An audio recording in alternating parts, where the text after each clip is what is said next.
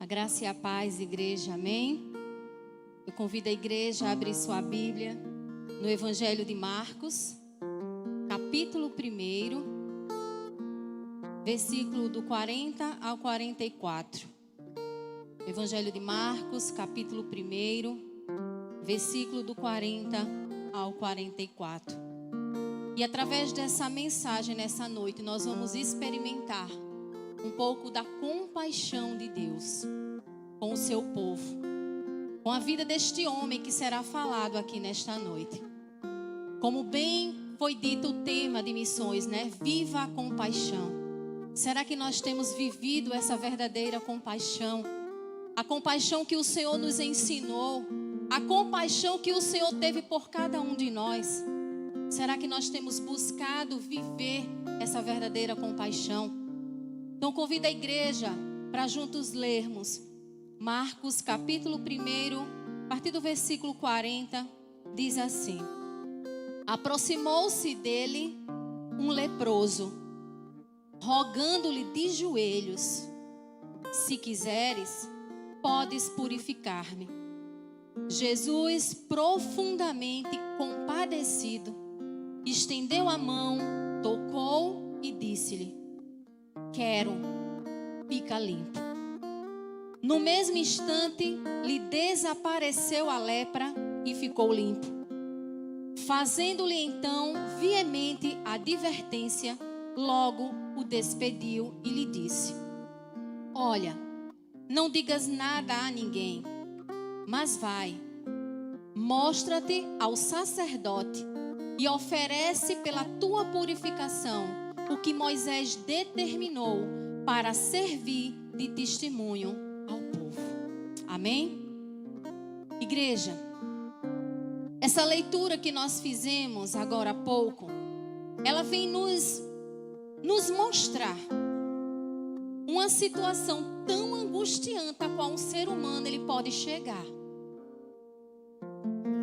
Aquele homem acometido pela lepra.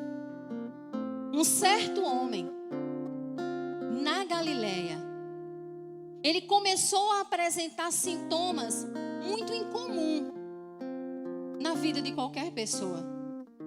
E aquele homem, em um determinado dia, ele percebe que o seu corpo, que a sua pele estava diferente. Que em sua pele existia escamas, existia manchas. Estava todo chagado, tomado pela lepra. Até então ele não sabia o que realmente ele tinha. Mas aí, aquele homem, a partir do momento que ele percebe essa diferença em seu corpo, ele vai à procura do sacerdote. Quem era o sacerdote? O sacerdote naquela época, ele não era apenas uma autoridade religiosa, mas ele era como um médico. Porque só um médico que dá o diagnóstico da nossa doença. Então aquele sacerdote era o único que podia dizer o que realmente aquele homem tinha. Então o homem, ele sai da sua casa e ele vai em direção ao sacerdote para saber o que ele tinha. E quando ele se encontra com o sacerdote, ele é avaliado e ele é diagnosticado com uma doença extremamente contagiosa chamada lepra. Se você ler o livro de Levítico, lá no Antigo Testamento, no capítulo 13, esse capítulo ele fala detalhe por detalhe da lei acerca da lepra. No capítulo 13 de Levítico, ele vem dizer quando a pessoa ela é diagnosticada pela lepra, o que é que tem que ser feito com ela. E um dos versículos muito marcante está lá no 45 e o 46. O versículo 45 e 46 de Levítico 13 diz assim: As vestes do leproso em quem está a praga serão rasgadas, e os seus cabelos serão desgrenhados. Cobrirá o bigode e clamará: imundo, imundo. Será imundo durante os dias em que a praga estiver nele. É imundo, habitará só. a sua habitação será fora do arraial. O que é que nos chama a atenção? Quando um indivíduo ele era diagnosticado pela lepra, ele era considerado como um ser imundo, um ser impuro, aonde ele não poderia de maneira alguma conviver com a sociedade. Aquele homem ele teria que sair do meio da sociedade, ele não poderia mais frequentar as sinagogas, ele não poderia estar no seio familiar e ele teria que ficar só. Esse é o extremo da situação. Aquele homem ele deveria sair do meio da sociedade e viver em um ambiente de solidão. Porque ninguém poderia tocar nele, a lei era muito clara. Ninguém podia tocar em um ser impuro, para não se tornar impuro também. Aquele homem diagnosticado com lepra, ele se veste de trapo e sem poder mais abraçar a sua família, ele se retira para o que nós chamamos de leprosário. Um ambiente onde só se encontrava pessoas naquela mesma situação dele. Afastado da cidade, afastado de todos. Mas os anos se passam. E à medida que o ano se passa, aquela doença ela vai se agravando. Aquela doença ela vai desenganando a vida daquele homem. Aquele homem coberto pela lepra, com o corpo deformado, ele aguarda apenas a morte. Mas, até que um dia, aquele homem que estava sozinho, fora da cidade, excluído da sociedade, ele escuta, ele fica sabendo que Jesus de Nazaré estava passando na Galileia. Se nós lermos no versículo 39, desse mesmo capítulo diz: então foi por toda a Galileia pregando nas sinagogas deles e expelindo os demônios. Quem? Jesus. Jesus passava naquele lugar que aquele leproso vivia. E ao ouvir a notícia, a boa notícia de que Jesus passava ali, naquele exato momento, a esperança renasce no coração daquele homem. E é assim que acontece com a nossa vida. No momento de solidão, no momento de desespero, alguém fala de Jesus para nós e renasce a esperança no nosso coração. Aquele homem, ele quebra o bloqueio daquele lugar que ele estava. Ele não queria saber se ele estava preso, se ele estava algemado. Ele não queria saber de nada disso. O mais belo da história é que aquele homem, ele quebra tudo, todas as barreiras, e ele se prostra aos pés de Jesus. Aquele homem, ele não queria saber de lei nenhuma naquele momento. Porque a lei dizia que ele tinha que ficar isolado, ele não podia sair daquele isolamento. Mas ele não quis saber, porque ele sabia que ele estaria diante do mestre. Ele estaria diante de toda a autoridade daquele que tem todo o poder. A atitude natural, igreja, de um judeu, de qualquer judeu, naquela situação seria rejeitar e apedrejar aquele homem. O leproso, ele estava infringindo a lei, porque ele era impuro. Mas o nosso mestre, o grande mestre, Jesus, naquele momento, Jesus ele sente compaixão por aquela vida. Por aquele homem todo chagado, Jesus se compadece. E Jesus apenas não fala com aquele homem, mas Jesus o toca. Jesus toca, Jesus cura e devolve aquele homem para o seio da sua família. Jesus restaura a dignidade daquele homem. Esse acaso que nós estamos vendo aqui, que nós lemos e que podemos imaginar como tudo aconteceu, é um retrato. É a pura representação da compaixão e do poder total de Jesus para curar e salvar vidas. Igreja, enquanto Jesus ele caminhava na Galileia, por toda a Galileia, pregando o evangelho, aquele homem apareceu. O mal, ele já estava em estado avançado na vida dele. Eu não sei se vocês já tiveram a curiosidade de ver o que é uma lepra, de como as pessoas ficavam chagadas. Aquilo lhe causava dor, sofrimento, amargura na alma. Então o estado daquele homem já estava avançado. A lepra, descrita aqui no texto, ela é uma doença que nós podemos dizer, dá algumas características para ela. A lepra, ela era astuta. A lepra, ela era de uma evolução lenta, mas ela é progressiva. A cada dia ela se agravava e ela era considerada como uma doença incurável. Mas a cura da lepra, ela era considerada como uma ressurreição. Sabe por quê? Porque somente Deus é que poderia curar aquele homem. Se nós abrirmos, abra sua Bíblia no livro 2 Reis, no capítulo 5. 2 Reis, capítulo 5.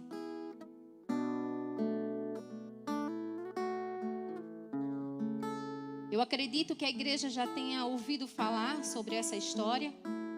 Está lá em 2 Reis, no capítulo 5. 2 Reis, capítulo 5, conta também a história de um leproso. Naamã. Quem era Naamã? Como diz aí no versículo 1, comandante do exército do rei da Síria. Era grande homem diante do seu senhor e de muito conceito, porque por ele o Senhor dera vitória à Síria. Era ele herói de guerra, porém ele era o quê? Leproso. E aí no decorrer da história, o que é que aquele homem queria? Ele queria a cura dele. E aí ele vai ao rei da Síria em busca dessa cura. E o que é que o rei faz? Ele envia uma carta para o rei de Israel. E o que é que diz nessa carta? Está lá no versículo 7. Desculpa, no versículo 6. Levou também ao rei de Israel a carta que dizia: logo, em chegado a ti esta carta, saberás que eu te enviei Naamã, meu servo, para que o cures da sua lepra. E a confirmação de que só Deus tem o poder para curar está aí, no versículo 7. Quando aquele rei lê a carta, o rei de Israel lê a carta, como é que ele se comporta? Ele rasga as suas vestes e diz: acaso sou Deus com poder de tirar a vida ou dá-la para que este envie a mim um homem para eu curá-lo de sua lepra? Em outras palavras, aquele rei está dizendo: será que você está achando que eu tenho o mesmo poder que Deus tem para curar alguém? Para dar a vida ou tirar a vida? O poder está em mim? Naquele exato momento ele estava confirmando que ele não tinha poder nenhum para isso. Mas naquele exato momento, mesmo aquele rei dizendo que ele não tinha poder para curar, se levanta um homem de Deus, o profeta Eliseu, e ele simplesmente manda uma mensagem para aquele rei: por que você rasgou as suas vestes? Diga aquele homem que volte, vá ao Rio Jordão, mergulhe por 7 vezes e o seu corpo será limpo. Mas o que é que acontece no decorrer da história? Aquele homem, ele não acredita. Por quê? Porque o que ele queria era que o profeta, ele saísse do seu lugar, fosse em direção a ele, tocasse nele nas chagas, falasse em nome do Senhor e curasse. Mas não foi do jeito que ele queria. E aí os oficiais vão lá, falam com Naamã e diz: você precisa cumprir o que foi dito. É como se ele tivesse assim: confia, acredita. E aquele homem vai, volta ao Rio Jordão, mergulha e sai curado. Porque naquele lugar existia um profeta que em nome de Deus curava as pessoas. A lepra era um símbolo da ira de Deus contra o pecado. Os líderes espirituais do judaísmo, eles consideravam a lepra como um castigo de Deus. E para isso eles atribuíram algumas características para fazer essa comparação da lepra ao pecado. Por exemplo, A lepra, quando ela atingia o corpo do ser humano, ele entrava no corpo de uma maneira profunda. Assim é o pecado. Quando o pecado entra na vida do homem, ele atinge o mais profundo da sua alma, do seu coração. A lepra, ela separava o homem das pessoas. Assim é o pecado, nos separa de Deus. A lepra, ela deixava marcas no corpo. O pecado também deixa marcas. E a lepra, ela causava a morte. O pecado também causa a morte. Como está lá em Romanos 6:23. O salário do pecado é a morte. Mas aquele leproso, citado aqui em Marcos, ele demonstra algumas atitudes até chegar perto de Jesus.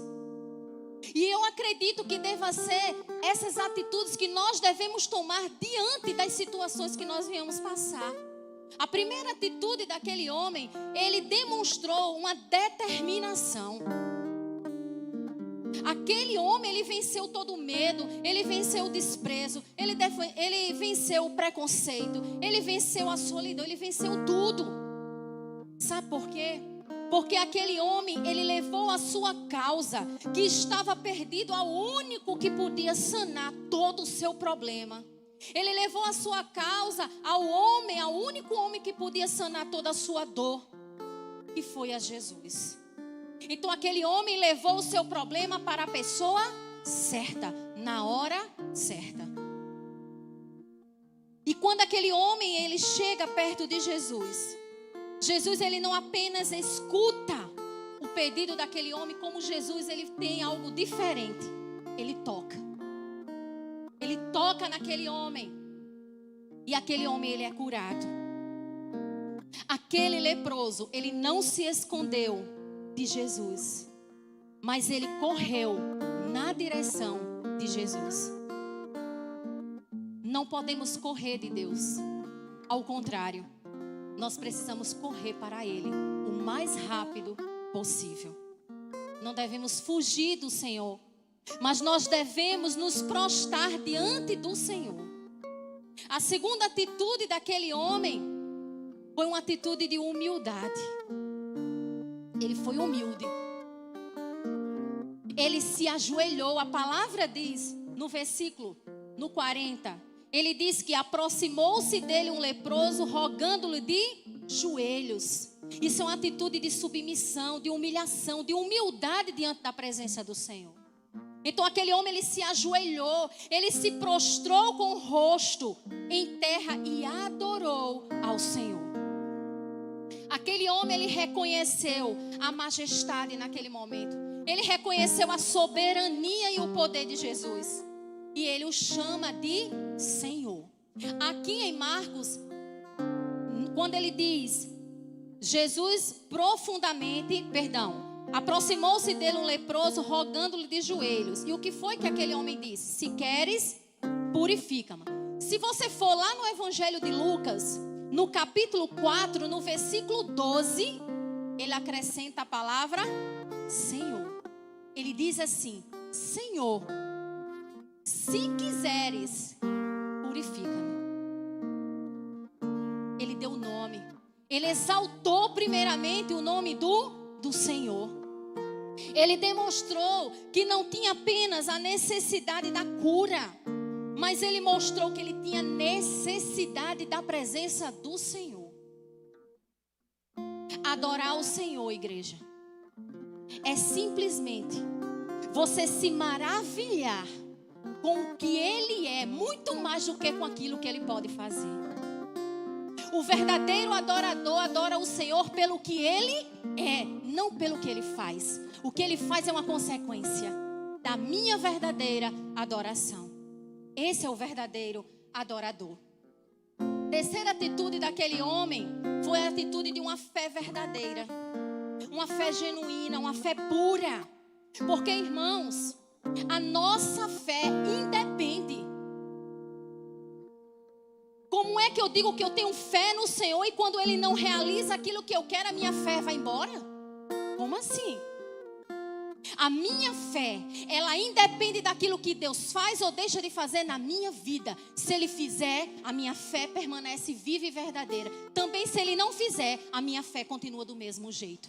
Essa é a fé genuína. Essa é a fé verdadeira. Então aquele homem, quando ele se aproxima de Jesus, ele não tem dúvida.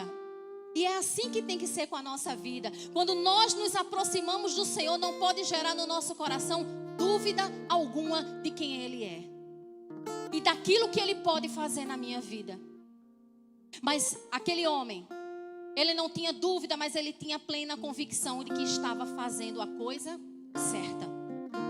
Ele sabia que Jesus, ele podia fazer todas as coisas, que Jesus podia fazer o que ele bem quisesse.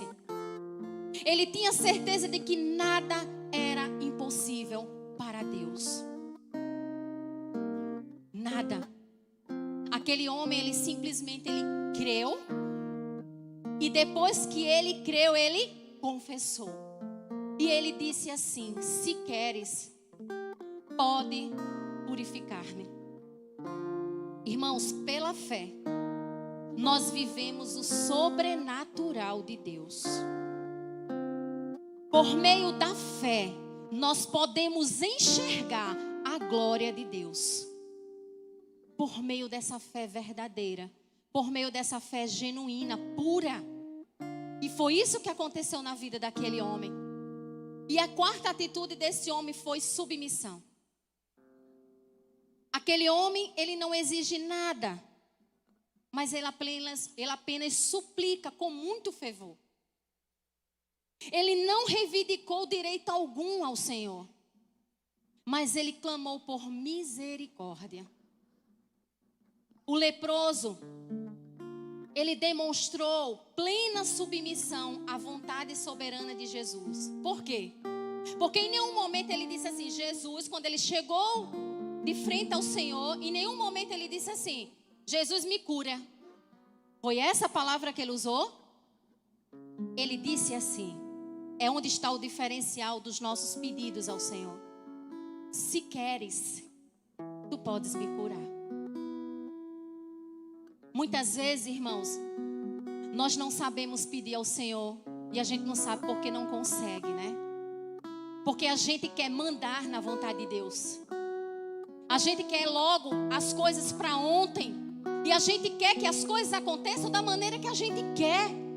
E Jesus, ele é bem claro e ele diz, não é do teu jeito, é do meu. Nós precisamos entender que nós somos seres dependentes do Senhor. Então aquilo que Ele quiser fazer, Ele vai fazer na minha e na sua vida, independente de qualquer coisa. Mas o segredo está no pedir. Como pedir ao Senhor? Eu tenho que pedir ao Senhor, eu tenho que ter determinação. Eu tenho que me humilhar, eu tenho que me ajoelhar diante do Senhor. E eu tenho que me colocar na posição de submissão a Ele. Mas depois dessas várias atitudes demonstradas pelo leproso, entra em cena o grande milagre. Jesus, ele faz o milagre acontecer. E dentro desse milagre que Jesus faz, Jesus, ele toma algumas atitudes. E a primeira atitude, a maravilhosa atitude de Jesus diante do pedido daquele leproso, foi profunda compaixão. Jesus, ele diz aqui no texto que ele se compadeceu profundamente com aquele homem. O apóstolo Marcos, ele nos leva até o coração de Jesus, ele revela o que levou ao Senhor a agir daquela maneira. Jesus é a disposição poderosa de Deus para nos ajudar. Jesus, ele sentiu profunda compaixão pelo leproso. Ao invés do Senhor apedrejá-lo, ao invés do Senhor expulsá-lo da sua presença, o que foi que Jesus fez? Ele o tocou. O real valor, igreja, de uma pessoa, preste atenção nisso. O real valor de uma pessoa não está em sua aparência. O real valor de uma pessoa não deve estar naquilo que ele mostra de forma exterior. Mas o real valor de uma pessoa deve estar aqui, ó, no seu interior. Isso vale muito mais do que ouro, do que prata, do que ter um bom carro, do que ter uma boa casa, do que ter muito dinheiro. Isso vale muito mais. A aparência não importa. Aquele homem, embora com o corpo todo deformado pela enfermidade, o seu valor era o mesmo diante de Deus. Não importava se ele estava feio, se ele estava cheio de ferida, se ele tinha mau cheiro, para Deus ele era o mesmo. Tinha o mesmo valor. Jesus, ele veio ao mundo para ajudar, ele veio ao mundo para curar e ele veio ao mundo para salvar. Mesmo que todos os rejeitem, Jesus, o nosso Senhor, ele se compadece de cada um de nós. A segunda atitude de Jesus diante daquele milagre: ele não apenas se compadece, mas ele tem um toque diferenciado. Você já ouviu falar que o toque tem o poder de curar? Você já ouviu falar que o abraço, ele tem o poder de cura? Quando ele é um abraço verdadeiro, quando ele é um toque verdadeiro, um toque de amor, ele tem a capacidade de curar. Muitas vezes pessoas sobrecarregadas, magoadas, cheias de dor, de sofrimento emocional, ela te procura e o fato de você não dizer nada, mas apenas abraçá-lo, você libera a cura para aquela pessoa. E assim foi o toque de Jesus. O toque de Jesus quebrou tudo aquilo, todo aquele protocolo que existia, que ninguém podia tocar. Mas Jesus, ele tocou. Por que ninguém podia tocar aquele leproso, que era dito como impuro? Porque que se um puro tocasse em um impuro, se tornava impuro como ele. Mas Jesus, ele era um homem puro. E ele não se contaminou, ao contrário, ele levou a pureza para aquela vida. Ele não se contaminou. A imundície daquele homem não pôde contaminar Jesus, mas a virtude curadora de Cristo removeu todo o mal daquele homem. Jesus, ele poderia ter curado aquele homem apenas com a palavra, sem tocá-lo. Ele poderia ter feito isso, claro que sim. Mas Jesus viu que aquele homem, ele tinha não apenas uma enfermidade física, mas ele tinha profunda carência emocional. Aquele homem, ele estava isolado. Ele estava longe da sua família. Ele estava com uma tristeza imensa na alma. E o toque de Jesus fez toda a diferença. Terceira atitude. Jesus, ele teve uma palavra extraordinária na vida daquele homem.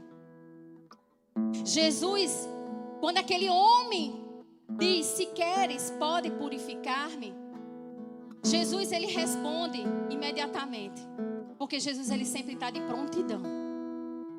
E imediatamente, no mesmo instante, Jesus, ele responde: eu quero. Fica puro agora. E imediatamente, no mesmo instante, desapareceu a lepra e aquele homem ficou limpo. Tanto toque quanto a palavra de Jesus trouxe àquele homem cura. É importante a gente observar que o leproso usou uma condição ao fazer a pergunta. Ele disse assim: se quiseres. E o mestre de prontidão respondeu: eu quero. Nesse exato momento, a vontade se une ao poder do Senhor. A cura daquele homem não foi uma cura incompleta. Porque tudo que Deus faz é com muita perfeição. A cura foi completa. Porque o que Deus faz, Ele faz 100%. Ele não deixa nada pela metade. Por fim, a quarta atitude de Jesus diante daquele milagre. Jesus disse que ele precisava dar um testemunho. Só que ele disse assim: não diga nada a ninguém. A ninguém aqui, não diga nada. Mas você vá a quem? Ao sacerdote.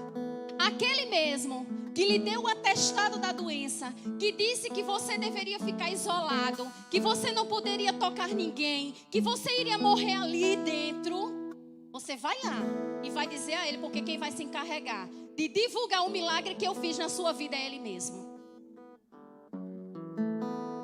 E foi isso que aquele homem fez. Ele diz assim: vai, mostra-te ao sacerdote e oferece pela tua purificação o que Moisés determinou para servir de testemunho ao povo. Eu disse que em Levítico 13 fala da lei acerca do leproso.